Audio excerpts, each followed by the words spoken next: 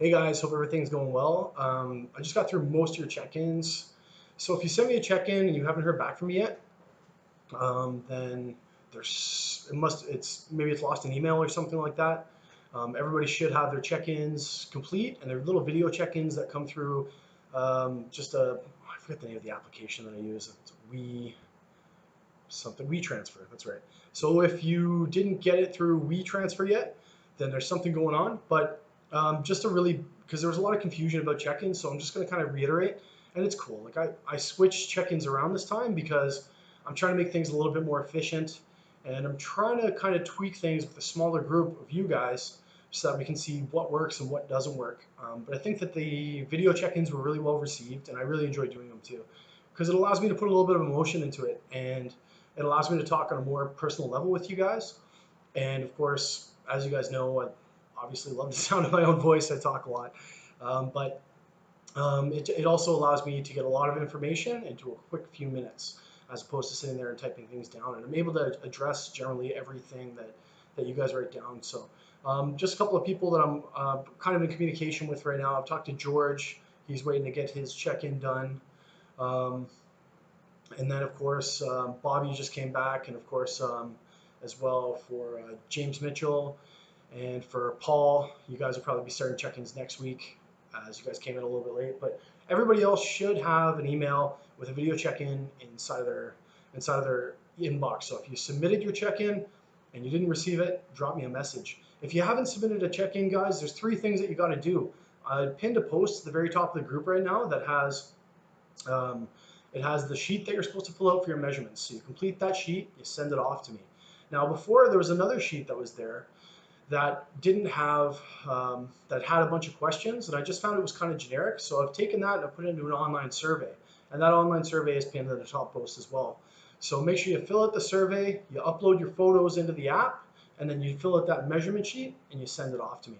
And then you're going to be good to go. And then just drop me a little message saying, hey Matt, it's complete. And that way I know and I can get to it, and we can kind of get you some feedback back. I want to issue a personal apology to one fella, and this is kind of boils down to always, I think like a lot of coaches are the type of people who, when you ask them a question, they get really defensive, and I think a good coach doesn't get defensive. I think a good coach wants the guys who are working underneath them to think objectively and to ask questions and to challenge them in such a way that isn't aggressive but brings to light thoughtful discussion where you guys can learn a little bit. Like, I'm not always right. I'm definitely not always right. I want to tell you a little story about my man Shane there. I was doing the meal plans, and when I went to go do Shane's meal plan, I meant to put 6 ounces of chicken. Well, I put 24 ounces of chicken, and I didn't double check the fact that there was that much protein in that one meal. And for the entire week, Shane powered through 24 ounces of chicken as a snack. I'm so sorry. I guess what I'm trying to get at is that we're not always right, and sometimes we make mistakes too. So anybody who tells you it's my way or the highway, or just do it because you maybe want to start talking to somebody else. So if you have questions about things, then feel free to send them my way, because occasionally, like, I make mistakes too. I'm human like everybody else. So that's a big personal apology on there, Shane. Obviously, you saw your new email. But to be honest with you, running that half marathon this week, I think you needed it. You needed those 24 ounces of chicken. But hopefully the new meal plan is a little bit more balanced, and it's going to give you some more varied protein sources. So apologies for that one. And of course, like a trooper, you just ate it and you ran your half marathon. It's really cool watching your check-ins, guys. I really come in, and I really do enjoy corresponding with you guys, and I really do enjoy, us having these discussions. It's one of my favorite parts of the job. And everybody this week did really, really well. I mean, I say that every week, but I don't know, everybody does really well just about every week. Some guys have their ups and some guys have their downs. But if you didn't have a good week, it's also not the end of the world. There are a couple of guys who just had some personal stuff going on, and I mean, it really boils down to just doing your best, and that's something that I got out of a book called The 4 Agreements, which is written by, I believe, Don Miguel Ruiz. It's a really good read. And one of those 4 agreements is always do your best in whatever situation. And sometimes Sometimes the situation, sometimes life is busy, sometimes things happen. So you do your best with the time that you have, with the things that you have in front of you, and that's really all you can do. I wanted to touch on something that Nick brought up, which was a really, really good point. Taking measurements, right? Taking measurements is important. Where the measurements are isn't necessarily important. And I'm just going to kind of give you a brief breakdown on how we do the measurements, right? For example, if you're measuring your chest, and the way that I always say to take your measurements is always from the widest point, unflexed. So, for example, if you're taking a measurement from your arm, you want to find the largest point of your arm, right? Wherever the measurement is the thickest. So, it would probably be right about here with my tricep, and take that from an unflexed position. For your chest, for example, it comes usually kind of around nipple height or wherever your chest is widest. Play around with it till you hit the widest point in your chest, and then get that measurement, right? And the same, of course, for underneath your, your rib is directly underneath your rib, right? So you find the bottom of your rib cage, take it around, and then take that measurement. You want your measurement to be pretty straight. The same with your legs. I recommend that you take them for the legs standing up, non-flexed, as well as for the calves, for the forearms, no flex measurements when you're doing them. And that's what's going to give you the most accurate results, right? Your hips are kind of right around the mid-center of your hip bones. That's where you want to take your hip measurements from. And your navel, of course, is going to be your navel. And the measurements are all taken all the way around the body. And if the beautiful thing about taking the biggest measurement is it doesn't really matter it's just a good basis to be able to find a gauge for those measurements, right? Your biggest point is always going to be your biggest point. So if you're finding the biggest point of your arm and you're taking that measurement by wrapping the tape around your arm, you're grabbing that measurement, then the next week, the biggest point of your arm is going to be a positive indication, an accurate indication of how much movement you've had. So it's kind of just a good way to go, like particularly around your legs, right? When you're standing up, unflexed position, you're going to do your leg. You're going to find wherever for your quad, you're going to wrap it around, and you're going to kind of move it until you find the biggest part. That's your widest measurement, and that's what you're going to use as a gauge. And you just follow that every single week. It doesn't really matter what your measurements are. What matters is the difference in measurements, right? And of course, your weight. I talk about this in every challenge. The scale is good for measuring one thing, and that's only the force of gravity that you put on this earth. It doesn't measure the conversion of how much body fat you've lost and how much muscle you put on, which is why it's really important to do your measurements. And it's important to take your pictures, because a lot of it just boils down to, hey, when I look in the mirror, do I feel good about myself? Do I feel better about myself? And that's really what it boils down to. I think a lot of people depend on the scale. I don't agree with that. There's just so much more to fitness and so much more to measuring yourself than the gravitational force that your body puts on the ground. So those are just a few things to think about. I have a bunch of different stuff that I want to talk about today. This is going to be a little bit of a longer video. Hey, Senya. Hey, puppies. So I wanted to touch on taking measurements. More stuff coming up on macros. So one of the guys had kind of said, I want to see more videos on macros. There's just such a wide range of things that I can talk about on macros. You know what I mean? I can break down the different kind of fats and whatever, but what I would love to see from you guys, and feel free to comment underneath this video, and it's not, there's no such thing as a dumb question. Like, there really isn't, guys.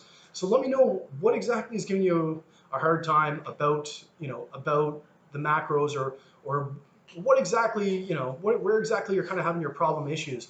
And I don't mean that to be facetious. I mean that simply because I want to make sure that the information that I'm providing to you guys is relevant. So if you just say, hey, Matt, I'd love to know what all the different kind of fats are, or I'd love to know, what all the different kinds of carbs are, or, is there sugar in fruit, or whatever it might be. If you guys can give me some kind of targeted questions, I guarantee you, if you're asking a question, other people are asking the same thing. And typically speaking, as men, a lot of the time we don't want to ask questions. We don't want to get directions, because unfortunately we have egos. But at the same time, I promise you, I'm never going to ridicule anybody for asking a question. I'm never going to give you a hard time, and I promise you I'm going to break it down. And I promise you that no matter how trivial you might think the question is, the other people in the group are going to be asking the same thing, and they're going to want to know the same thing. So let me know what exactly you guys want me to come across on macros. I did that video on how to kind of change your meals. If you have specific questions about that, if you want another video on changing meals, give me kind of some scenarios that we can work with. Hey, Matt, I have this meal. You know what I mean? I'd like to eat this. What do I have to do? Something like that. Just give me some scenarios, and I can post some more of those videos, and we can talk about this stuff a lot more. I want to talk to you guys a little bit about mental toughness, right? Mental toughness in the gym. And the whole mental toughness thing kind of seems like this big machismo, but it's really not. Life is about mental toughness, and well, it's not about mental toughness, but that's one aspect of it, and particularly in the gym. I think the summation of your progress is going to be measured by the time that you spend in the gutter. You know what I mean? It's okay, no problem. It's going to be measured by the time that you spend in the gutter. And what I mean by the gutter isn't literally the gutter, but I mean the amount of time that you're feeling uncomfortable, right? And people wonder, like, can you train mental toughness? And you absolutely can train mental toughness. And the way that I train mental toughness and the way that I've trained mental toughness through martial arts is I put myself into that period of physical and mental exhaustion where I am not comfortable. I rise up, I do that extra rep, you know what I mean? I get that extra little squeeze, I bang off that extra set. I tell my body yes when my body says no, and I just put myself in that zone of being uncomfortable. The summation of your gains is going to really be a story of how much time you spent making yourself uncomfortable. And I don't mean like ripping your shoulders out or throwing weight around or hurting yourself. I just mean that little threshold where your body says no and you say, yes, I'm doing it, and the more that you learn to do that, and you don't have to spend a lot of time in that zone. That can be a quick, you go in, you got that one extra rep, and even if you fail on that rep, that's just a little bit of time spent in that zone, a little bit of time spent in the gutter. And the more time that you spend in the gutter, the higher your threshold is going to become. The more uncomfortable you're going to have to make yourself to hit that threshold where you're like, oh, okay, no, I'm good. And that's just, when I refer to that threshold, I just mean that one extra rep. I mean, increasing your weight that one little bit extra, not to the point where you are losing form, but to the point where you're facing a serious amount of fatigue. In order to get better physically, you need to learn to program your mind mentally to go into places that make you uncomfortable. I always tell people, get comfortable with being uncomfortable. And the more time that you spend in that zone of being uncomfortable, the stronger that you're going to get mentally and the stronger that you're going to get physically. Working out is a very, very mental game. There's a lot of psychology behind it. Sometimes it's hard to go into the gym. Sometimes it's hard to execute. And not every day you're going to blast through your workouts and you're going to feel great. Some days you're going to be horrible. You know what I mean? But even those days that you're being horrible, if you just complete that one extra rep, you do that one extra set when your body says no, when you're absolutely exhausted, that's really what's going to get you closer. Dogs. Hey, a little respect. Thanks, guys. You got to see these guys. That's really going to be an indication of how far you're going to get.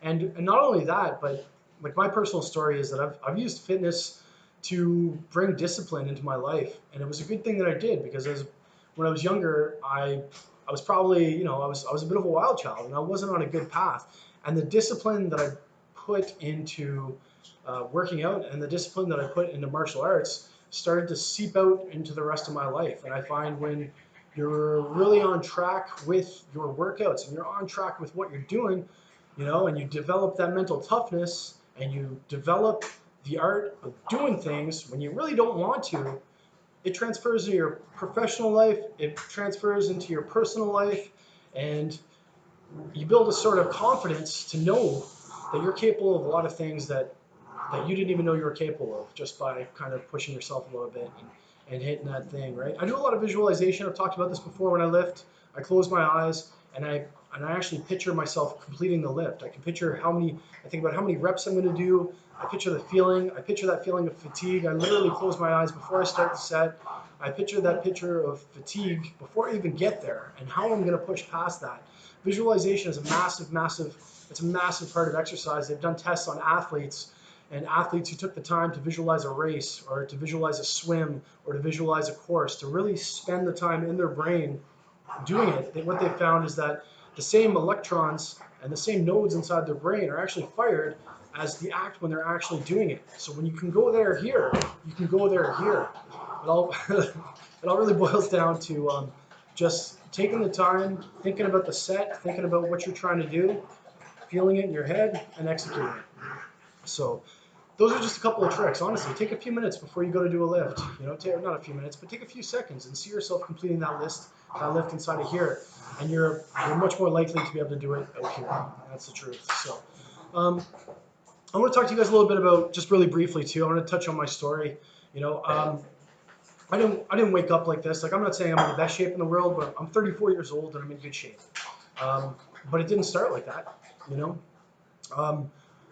Exercise for me has been a progression. Like, nobody starts looking like, with that washboard abs and looking perfect. It's been a progression of a lot of years.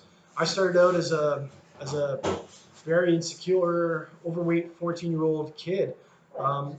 I've told this story before, and I'm going to tell it again just because I think it's relevant. I'm going to give you the condensed version because this is a longer movie. But I was 14 years old, and I was living in Newfoundland, Canada. I had moved from Ontario.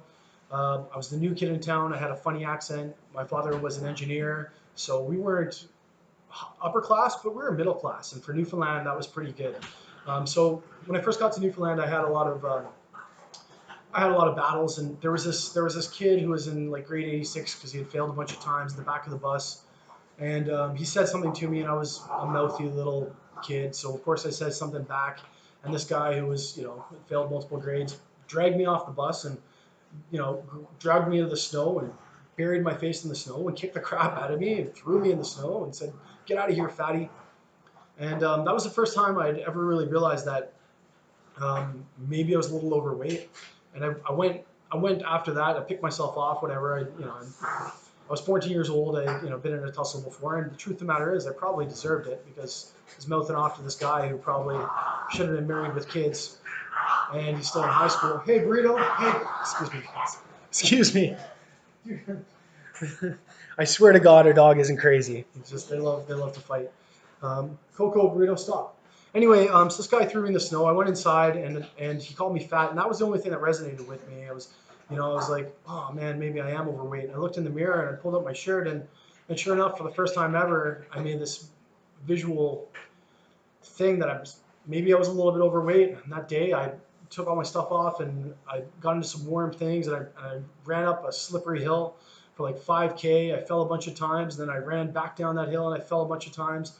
And I came home and I puked my guts up, and then the next day I puked my guts up, and I literally ran every day for about 4 or 5 months. And I started to lose weight, and then I started to play rugby, and I played at a provincial level at a very young age, where I was 15 years old, and I was playing with fully grown men who had played a lot of rugby all their life. And I thought that if I didn't start putting on weight, if I didn't start getting stronger, these guys were going to kill me. It was out of fear, and it was out of insecurity. And then kind of the development of this has been that as I get older, I don't do it because I'm scared anymore. I, like all people, have a ton of insecurities, and I think that that's something that a lot of people don't really understand, that the fittest people you meet are some of the most insecure people you'll meet. But fitness for me was originally a way of proving to myself and to other people that I was worthy of respect, and that I respected myself. And then over the last little while, it's evolved into it's evolved into something a lot more. It's involved in the same with martial arts have evolved into it's hard to put it, but it's evolved into a thing of self-respect and a thing of discipline, and that it's no longer that I'm scared of being beat up, or I'm scared of being judged, but it's more about just I find that the more that I work out and the more confident that I am, I don't have to worry about what people think anymore. And I don't mean that in an arrogant way. I just mean that in a way that when you really learn to love yourself, you can be the truest version of yourself. When you really fall in love with your physical body, and you know in your heart that you're a good person, you just have less to prove to everybody, I guess, if that makes any sense. And the less that you have to prove to everybody, the less you're worried about being judged, and the more you can just kind of be yourself, without fear of reprisal, because you know that you respect yourself, you respect your body, you love yourself, and because you allow yourself to love yourself, you can love other people, and you can be cool because you just have less to prove. So we can talk more about that a little bit later on. But I guess what I'm trying to get at before I went off on a tangent is that this is your journey and only your journey, and you have nobody to prove, nothing to prove to anybody other than yourself. So um, work out hard, keep doing what you guys are doing, and the whole thing about Antihero is just be be you, work hard, you know, be your own hero. Nobody's gonna come rescue you from, you know, your current situation. You know, big biceps are important, but education is importanter.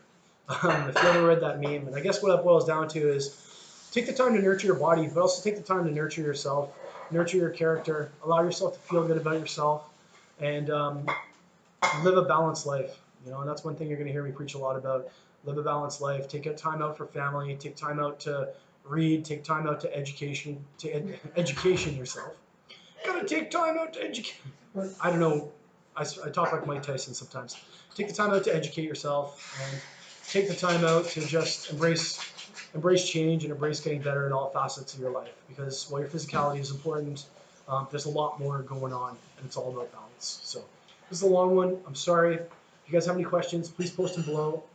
Amazing job on your check-ins. I'm super excited. If you haven't gotten a check-in to me, and we haven't talked about it already, reach out to me. Let me know what's going on. There's nothing I can't help you with. Well, there's a lot I can't help you with. You know what I'm saying. I'll see you guys soon. Have a great night.